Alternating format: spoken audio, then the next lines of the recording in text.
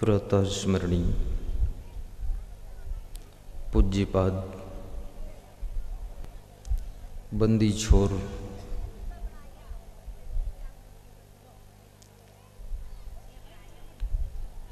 क्षमा की मंदिर श्री क्षमादेव जी के पावन चरणों का आशीष लेकर Rajasthan Pradesh district Jhalawar MP border Raipur की पावन धरा पर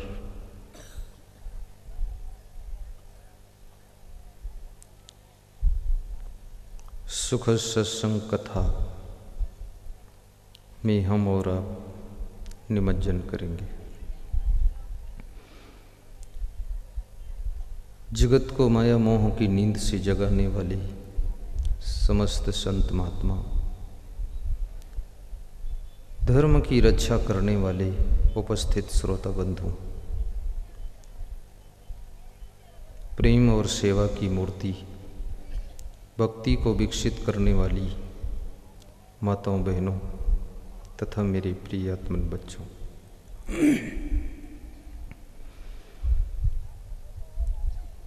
आज बड़ी प्रसन्नता की बात है। जिस पवित्र स्थल पर आपके बीच में मुझे सुखद सत्संग कथा सुनाने का अवसर प्राप्त हुआ है, ये अवसर दिलाने वाले श्री भगवान सिंह भक्त जी, श्री वीरेंद्र सिंह, श्री बसंतीलाल शर्मा, श्री पुरुषोत्तम शर्मा, जैसे चारपाई में चार पाया होते हैं, ऐसे इस समागम के आयोजन में भी चार पाया है। चार पाया की वजह से तुमने हमको पाया है, हमने तुमको पाया है, ये चार पाया है।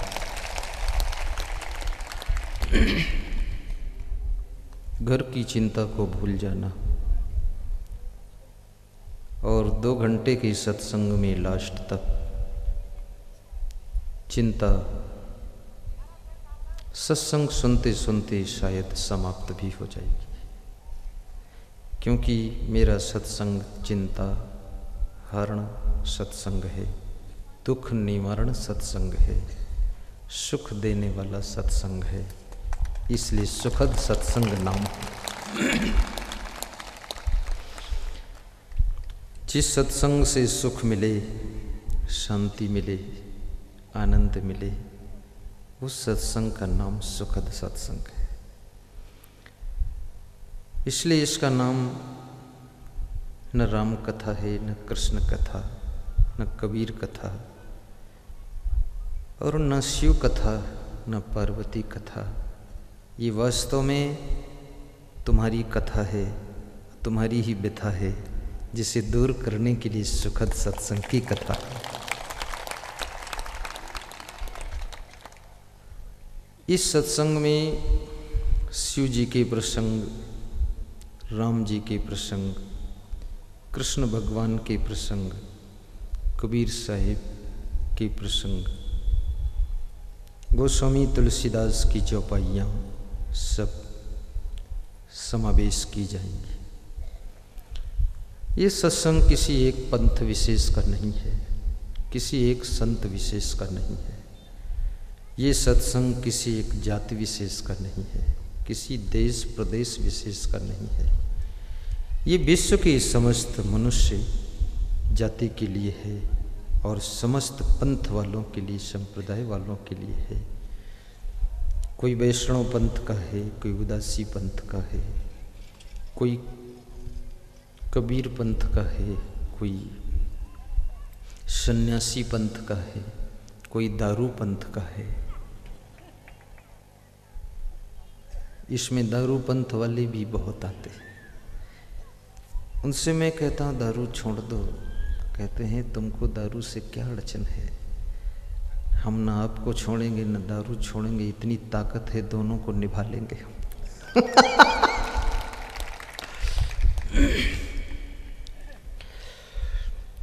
धीरे धीरे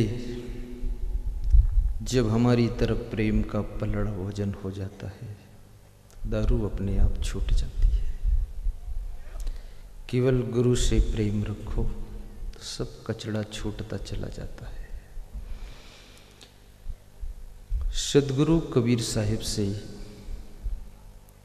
किसी भक्त ने प्रश्न पूछा है कि संसार में मनुष्य बहुत लंबी जिंदगी जीता है, लेकिन ज़्यादातर जिंदगी का वक्त दुख में ही निकल जाता है। रोज सोचता रहता है ये दुख दूर हो जाएगा, अब सुख आएगा, ये समस्या समाप्त होगी, अब सुख आएगा, ये काम हो जाएगा, आराम हो जाएगा। ऐसा करते करते 100 साल की जिंदगी निकल जाती है। वह कौन सी जिंदगी है जिसको सफल जिंदगी कहते हैं? संत कबीर में एक विशेषता है कि बहुत बड़े से उत्तर को 2 लाइन में दे देते हैं। महान पुरुषों की यही विशेषता है, ज़्यादा लंबा चौड़ा आलाप नहीं मारते हैं, छोटी सी चाबी बड़े से ताला को खोल देती है। संसारी जीव ऐसे है जैसे ताला, और सदगुरु का ज्ञान ऐसे है जैसे चाबी। तुम्हारा जो बंद ताला है, जिसके कारण तुम सुख तक नहीं पहुंच पाते हो, उस ताला को खोलने के लिए सदगुरु का ज्ञान चाबी का काम करता है, और चाबी मिलते ही ताला खुलता है, फिर सुख का भंडार प्राप्त हो जाता है। तालियां दिल से बजाना, तालियां मन से बजाना, और सजगता से बैठना, और हल्का मुस्कुराते भी रहना। राम भगवान का स्वभाव था मुस्कुरा के जीना। क्या दुख राम के जीवन में कम थे? कम नहीं थे। जितने महान पुरुष हुए हैं, सबके जीवन में बहुत संघर्ष हुए हैं। जब तक सोना आग में तपाया नहीं जाता है, तब तक सोना केवल सोना रहता, कंचन नहीं बनता है। जब सोना आग में से गुजर जाता है तो सोना का नाम कंचन हो जाता है। इंसान तो सोना है, अगर इसे कंचन बनना है तो दुख की आग से गुजरना ही पड़ेगा, तब ये कंचन हो जाए। हर लोहा लोहा है, लेकिन लोहार के हथौड़े जब खा लेता है लोहा, तो लोहा शब्बल बन जाता है, कुदाल बन जाता है, हंसिया बन जाता है, खुरपा बन जाता है, और लोहा बहुत काम का हो जाता है, उसका नाम बदल जाता है। और लोहा जब आग की भट्ठी में बिल्कुल पिघल जाता है, पानी की तरह हो जाता है, सरल तरल, तो लोहा कभी मोटरसाइकिल में ढल जाता है, कभी हवाई जहाज़ में ढल जाता है। जो लोहा 40 रुपये किलो मिलता था, अब वही लोहा मोटरसाइकिल बनकर आया है, तो 40,000 की एक मोटरसाइकिल मिलती है। ऐसे ज्ञान की भट्ठी में आप पिघल जाइए, तरल हो जाइए, सरल हो जाइए, तो आप फिर मनुष्य नहीं कहलाओगे, फिर आपको देवता लोग कहेंगे, महात्मा लोग कहेंगे, आपको भगवान भी लोग कह देंगे। कई बार मैं देखता हूँ लोग भगवान भी बोल देते हैं। क्यों? क्योंकि तुम्हारे में भगवान के गुण आ गए। तुम्हें कोई भगवान बोले तो तुम्हें शर्म लग जाती है कि मैं भगवान हूँ, ऐसा तो नहीं है। लेकिन बोलने वाले से पूछो क्यों बोलते हो भगवान, तो कहता भगवान के लक्षण दिखाई दे रहे हैं इसलिए बोलता हूँ। अगर रावण के लक्षण दिखाई दें तो राक्षस भी बोल सकता हूँ। मनुष्य के अंदर सब लक्षण होते हैं। तो कबीर साहिब कहते हैं, तन थीर मन थीर बचन थीर, सूरत निरत थीर होए, कहें कबीर व पलक ही कलब बराबर होए। साहिब कहते हैं बहुत लंबी जिंदगी जीना भी सार्थक नहीं है। और बहुत थोड़ा जी करके मर जाना भी कोई बहुत बहादुरी का काम नहीं है। जिंदगी जितनी मिली है उतनी जी लो, जिंदगी को नष्ट भी न करो, जिंदगी में गंदगी भी न इकट्ठा करो, जिंदगी में बंदगी को प्राप्त करो। जिसकी जिंदगी में बंदगी है उसकी जिंदगी की गंदगी दूर हो जाती है, और जिसकी जिंदगी बंदगी से दूर है उसकी जिंदगी गंदगी से भरपूर हो जाती है, गंदगी से भरपूर हो जाती है। इस क्षेत्र के अंदर गुरु शरणानंद महाराज जी का भी आगमन होता है। कारसड़ी जी महाराज, जिनका रमण रेती में आश्रम है, यहाँ पर उनके भी परम भक्त सब विराजमान है। जो सत्संग में डूब जाता है वो बोतलों के बंद पानी से उबर जाता है, जो सत्संग में नहीं डूबता है वो जुआ शराब बोतल में डूब जाता है। इस दुनिया में तो कहीं न कहीं डूबना ही पड़ता है, चाहे बुराइयों में डूब जाओ, अवगुणों में डूब जाओ, जुआ शराब में डूब जाओ, चाहे कुआं नदी में डूब जाओ। कितने लोग क्रोध में आकर कुआं नदी में डूब जाते हैं, कितने लोग अज्ञानता में फंसने के कारण कुसंगत के प्रभाव से दारू की बोतल में डूब जाते हैं। लेकिन जिनको भक्ति की लगन लग गई, वे जब मौका मिलता है तो सत्संग के दरिया में डूब जाते हैं। उनको और कुछ आनंद नहीं, सत्संग ही आनंद है। इसमें ऐसी ऐसी माताएं बैठी हैं, बहनें बैठी हैं, बेटियां बैठी हैं, ऐसे ऐसे पुरुष, बच्चे, भाई बंधु बैठे हुए हैं जो मेरे से अधिक बुद्धिमान हैं, मेरे से ज़्यादा उनके पास में ब्रेन है, लेकिन सत्संग के इतने दीवाने हैं। अगर नाम सुन ले कि स्वामी जी आ रहे हैं, कोई सत्संग हो रहा है, तो ऐसे भाग पड़ते हैं जैसे बछड़ा छूटने पर अपनी गाय माता के पास भागता है, ऐसे ये श्रोता सद्गुरु के चरणों की ओर भागते हैं। मैं बहुत आपसे प्रभावित हूँ, क्योंकि ये जो जनसभा, भक्तों की सभा, प्रेमियों की सभा आज बैठी हुई है, और हर 5 मिनट में 100 श्रोता, 200 श्रोता आ रहे हैं, अभी आते ही चले जा रहे हैं। मुझे लगता है कोई चाहे कहता हो कलयुग है, मैं तो कहता हूँ कलयुग होगा तो इस पंडाल के बाहर होगा, पर यहाँ तो सतयुग आ गया है।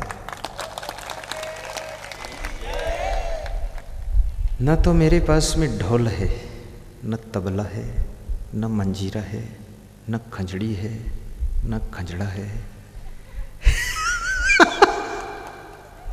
न घुंघरू है, न डांस है, न नाच है, न कूद है, लेकिन केवल सत्संग की वाणी है। और मैं खुद आश्चर्य में हूँ कि आप लोगों की मेरे ऊपर बड़ी दया है, जो इतने लोग चुपचाप बैठे रहते हैं, अन्यथा हल्ला मचाएं तो सत्संग ही ना हो पाए। सब शांति से कान लगा लेते हैं। गुरु शरणानंद महाराज को मैं धन्यवाद देता हूँ। इस क्षेत्र में कभी कभी पंडित कमल किशोर नागर का भी आगमन होता है। गौ माता के वे सेवक हैं, गौ माता के मसीहा हैं। जितना लोग अपनी जननी माँ की सेवा नहीं कर पाते हैं, उससे कहीं करोड़ों गुना ज़्यादा उन्होंने गौ माँ की सेवा किया है। गौ माँ करोड़ों वर्ष तक उनको याद करेगी। गौ माँ की आत्मा जिस रोज़ कमल किशोर नागर इस धरती से, इस धरा से प्रस्थान करेंगे, उस रोज़ आदमी तो रोएंगे ही, लेकिन सबसे ज़्यादा गौ माता को रोना होगा कि मेरा लाल चला गया। मेरा किसी संत से और किसी पंथ से कोई विरोध नहीं है, क्योंकि ईर्ष्या करने वाला व्यक्ति कभी विकास नहीं कर पाता है। क्योंकि उसके भीतर जो ईर्ष्या की आग पैदा होती है, उस आग में उसकी क्षमताएं, उसकी शक्तियां, उसकी ऊर्जाएं जलकर राख हो जाती है। ईर्ष्या करने से मनुष्य की उम्र भी कम हो जाती है। ईर्ष्या करने से चेहरे का सौंदर्य नूर खत्म हो जाता है। इसलिए कभी ईर्ष्या में मत फंसना। पुरुष लोगों को तो, पुरुषों ने ईर्ष्या के रण क्षेत्र में 45% नंबर लिया है, लेकिन महिलाओं ने 55% बाजी मारी है। ईर्ष्या कभी मत करो, प्रेम करो, खुश रहो, बढ़ो और बढ़ने दो, जियो और जीने दो। बहुत बड़ा संसार है, इसमें कोई ठिकाना नहीं। और संत का तो उद्देश्य संसार को एक संदेश देना है। अभी हमारे संतों ने असंग संदेश नाम की पत्रिका प्रकाशित किया है, जो पत्रिका बुक स्टॉल पर आपको मिल सकती है शायद, पक्का पता नहीं। मैं पक्का कहूँ ना पाओ तो मुझे कहो झूठ बोलते हैं, इसलिए पक्का पता नहीं, शायद मिलेगी। उसके जो सदस्य बनते हैं वार्षिक 200 रुपया, हर महीने पत्रिका तुम्हारे घर आएगी और आप उसको पढ़ेंगे।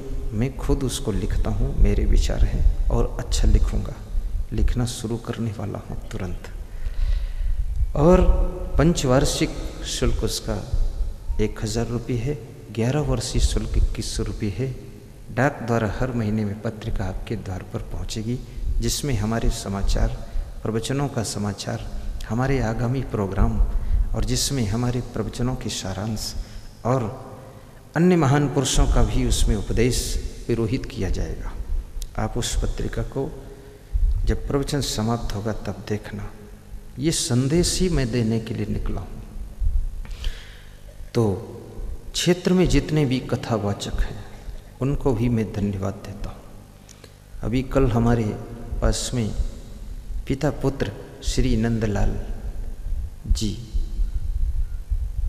आए थे अपने बेटे से। उन्होंने कहा, बेटा तुम कथा कहते हो, भागवत अच्छी बात है, लेकिन कम से कम गुरु जी से गुरु मंत्र ले लो तो तुम्हारी कथा में और निखार आ जाएगा। दोनों पिता पुत्र खड़े हो जाएं, पीछे मुड़ के दर्शन देते। जोर से ताली बजाओ। विराजो, क्या नाम है बेटा कथाकार? वेरी गुड, बैठिए। ये बालक का नाम माधव कृष्ण शास्त्री है। इनके दादाजी श्री बंसीलाल जी, वो भी बहुत बड़े साहिब के भक्त थे, बहुत बड़े भक्त थे। मैं उनसे भी मिला हूँ गोविंदपुरा में, जहाँ के भक्त हमारे प्रभु लाला दी आए हैं। और उनके पुत्र नंदलाल जी हैं, और उनके पुत्र ये माधव कृष्ण शास्त्री जी हैं। अरे माधव ही काफ़ी था, फिर कृष्ण लगा है, और डबल हो गया, और फिर शास्त्री, और मामला वजन है। और फिर हम भी उनके साथ हैं। माधव कृष्ण शास्त्री और गुरुदेव बने उनके सारथी। कल उन्होंने गुरु मंत्र लिया है। उत्तर प्रदेश में करीब करीब 30-35 कथावाचक हमारे भक्त हैं, और आलीशान प्रोग्राम हमारा वो खुद कराते हैं, कथावाचक भी। और जब प्रोग्राम होता सब कथावाचक इकट्ठे होंगे, सब सेवा करेंगे। और कथावाचकों से मेरा बहुत मिलन रहता है, क्योंकि उनका काम मेरा काम एक ही है। वो खेत जोत देते हैं तो हम उसकी घास निकाल देते हैं, फिर कोई और महान पुरुष आता है तो उसमें भक्ति का बीज बो देता है, फिर हम आते हैं तो उसमें सत्संग की सिंचाई कर देते हैं।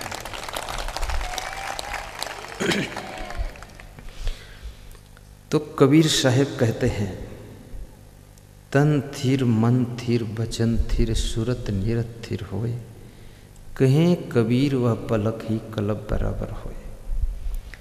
जब मनुष्य का तन स्थिर हो जाता है, तन का स्थिर होना, स्टॉप होना, मन का स्थिर होना, ध्यान देना, मन का स्थिर होना कठिन है। तन के स्थिर होने से अधिक कठिन मन का स्थिर होना है। क्योंकि पीपल पात सरिस मन डोला, जैसे बिना हवा के पीपल का पत्ता डोलता रहता है, ऐसे मनुष्य का चंचल मन बिना कारण भी डोलता रहता है, चंचलता करता है। इस मन को संभालना बहुत बड़ी तपस्या है। मन को जो जीत लेता है वो संसार में कहीं असफल नहीं होता है। जो मन से हार जाता है वो बड़ी मुश्किल से दुनिया में कहीं कहीं सफल होता है, प्रायः असफल ही हो जाता है। जो नेता मन की चंचलता में फंस जाता है तो उसके मन में लालच आ जाता है।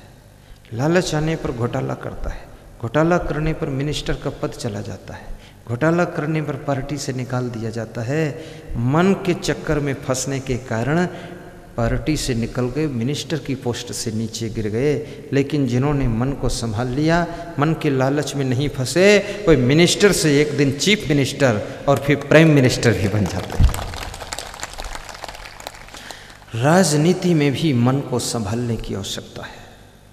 ये राजनीति केवल हुल्लड़बाजी का काम नहीं है, बड़ी सावधानी का विषय है। राजनीति में केवल दारू पियो, बलबल मचाओ तो आप ज़्यादा कुछ आगे उपलब्धि नहीं कर पाएंगे। बहुत आगे जाना है तो अवगुणों को छोड़ते जाइए, छोड़ते जाइए, छोड़ते जाइए।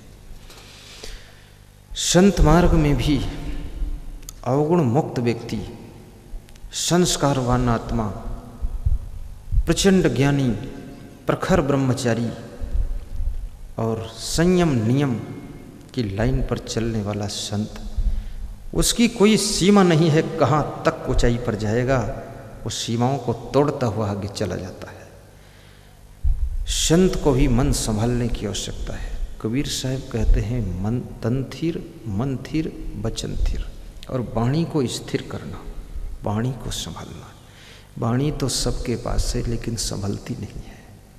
कितने लोगों की वाणी गाली देने में खर्च हो रही है, कितने लोगों की वाणी गंदे गीत गाने में खर्च हो रही है, कितने लोगों की वाणी प्रपंच में खर्च हो रही है, कितने लोगों की वाणी स्वार्थ की बातें करने में खर्च हो रही है, कितने लोगों की वाणी झगड़ा लड़ाई में खर्च हो रही है, कितने लोगों की वाणी अमृत वाणी बन गई तो उन्होंने सारे संसार को धन्य कर दिया है, वाणी को अमृत वाणी बनाया। बीच बीच जय बोलते जाओगे तो हम भी रिचार्ज होते जाएंगे। हाँ, ये तुम्हारी जय से हम ज़्यादा काम कर सकते हैं। जिससे जैसे गाय से ज़्यादा दूध निकालना हो ना तो उसकी पीठ सहलाना पड़ता है, थोड़ा पंखा डोला देना पड़ता है। गाय सोचती है मेरी सेवा कर रहे हैं, खुश हो जाती है, तो नसों को ढीला कर देती है तो दूध ज़्यादा निकल जाता है। ऐसे किसी भी गुरु से ज़्यादा ज्ञान सुनने के लिए बीच बीच जय बोल दो, हाथ उठा दो, तो वो भी अपने ज्ञान को ढीला करके छोड़ता है, पूरी बाल्टी भर लो, चले जाओ।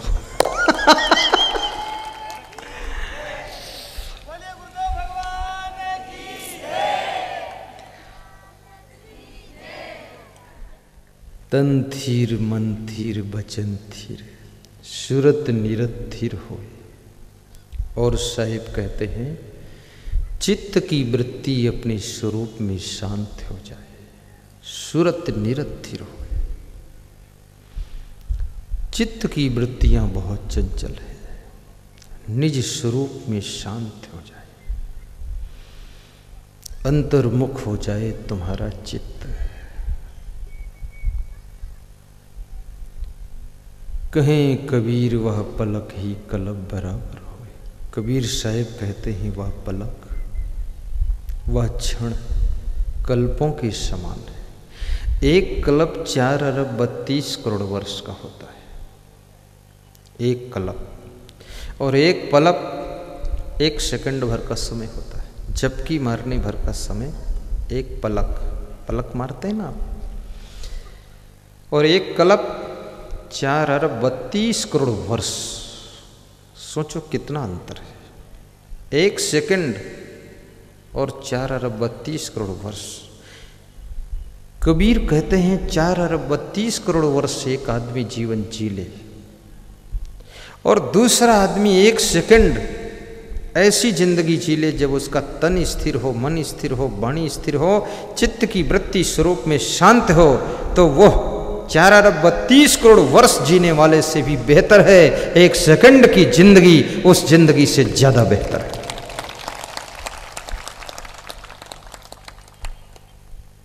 जिंदगी को संभालिए।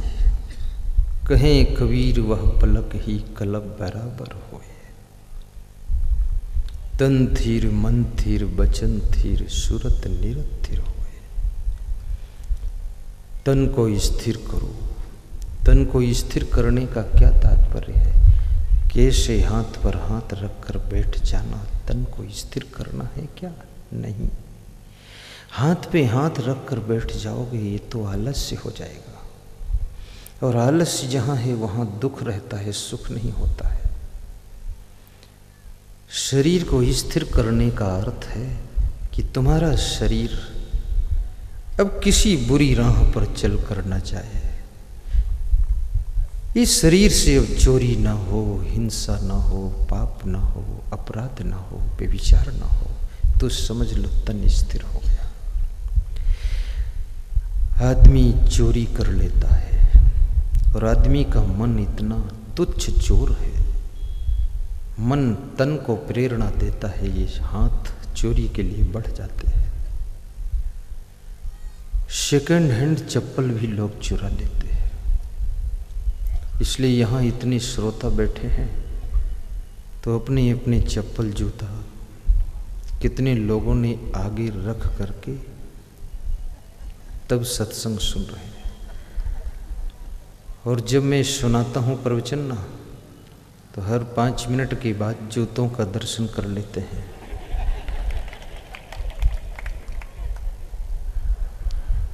धन्य है जूता चप्पल, बच गए, बहुत बड़ी भाग्य की बात। और मैं भी आश्चर्य में हूं, इतने लोग सत्संग सुनने आते हैं, इसमें 2-4% चप्पल चोर भी आते हैं। कुछ लोग भूल से भी पहन लेते हैं, चोर नहीं है, भूल से। और कुछ लोग तो प्रसाद समझकर पहन लेते हैं कि और किसी का चप्पल और जूता सत्संग में अगर कोई पहन ले, चुरा ले, तो किसी से कहना मत। दान देने से जितना पुण्य होता है, अगर कोई चुपके से पहन ले और किसी से ना कहो तो उससे दुगना पुण्य तुमको मिलता है, दुगना पुण्य मिलता है। पहनने दो। 22 वर्ष पहले मैं सिंहस्थ कुंभ में आया था, मेरा चप्पल कोई चुरा लिया था। मैं किसी से कहा नहीं था, अब ज़्यादा दिन हो गए तो कह रहा हूँ आपसे। वो चप्पल भी टूट गया, समय निकल गया। तो किसी संत ने मुझसे कहा मेरे चप्पल पहन लो। हमने कहा नहीं, इस क्षिप्रा नदी की रेत में हम नंगे पांव चलेंगे। आज 22 साल के बाद वही पुण्य, वो चप्पल दान का पुण्य इतना प्रबल इकट्ठा हुआ है कि उसी क्षिप्रा नदी के पावन तट पर सिंहस्थ कुंभ में हम स्वयं का कैंप लगाने जा रहे हैं, छावनी लगाने जा रहे हैं, जिसमें हम हाथ में कमंडल लेकर थैला पीठ पर लाद कर गए थे और चप्पल कोई उठा ले गया। ऐसे अकेले घूम रहे थे। अब वहाँ हम 50,000 भक्तों के साथ में एंट्री करेंगे। 50,000 भक्त वहाँ मंडप में नाश्ता करेंगे, 50,000 भक्त दोपहर में भोजन करेंगे, 50,000 भक्त रात्रि भोजन करेंगे, और कम से कम 20-30,000 भक्त वहाँ सोएंगे, और 20-30,000 भक्त बैठकर प्रवचन सुनेंगे। और उस कैंप में हम सत्संग सुनाएंगे। जिसका चप्पल चुरा गया था, अब वो वहाँ जा कर के सबको भोजन भी खिलाएगा।